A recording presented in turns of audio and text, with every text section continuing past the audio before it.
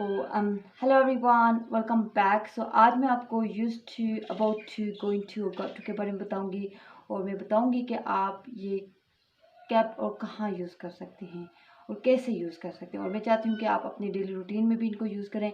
और इसके अलावा मैं चाहती हूँ कि आप मेरी वीडियो एंड तक देखें। और अगर आपने मेरा चैनल सब्सक्राइब नहीं किया तो ये नीचे बेल आइकन है, इसको प्रेस कर दें फॉर न्यू अपकमिंग वीडियोज़। या so what we are waiting for, so let's get started. Okay, used to mean when you talk about past situation, past habit या past state के बारे में जब बात करते हो। लाइक मैं बैडमिंटन खेला करती थी। I use to play badminton, लेकिन अब नहीं खेलती। और I am use to waking up early, मैं बहुत सवेरा उठा करती थी। I use to work hard, मैं बहुत ज़्यादा मेहनत किया करती थी। ठीक है, so it's mean you are trying to describe some past situation, or you're trying to describe past habit. Or about to mean when you express an action near future.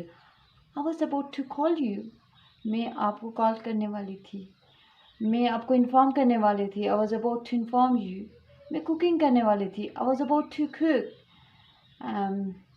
मैं घर से निकलने वाली थी। I was about to leave from home.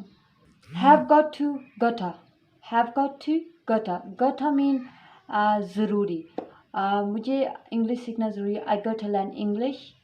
आपको मेरा channel subscribe करना ज़रूरी है। You got to subscribe my channel. और I got to save money, मुझे पैसे बचाना ज़रूरी है। So that's all. So I hope you like it. और आप मुझे कमेंट बॉक्स में बता सकते हैं कि आपको आज की वीडियो कैसी लगी। सो बाय बाय।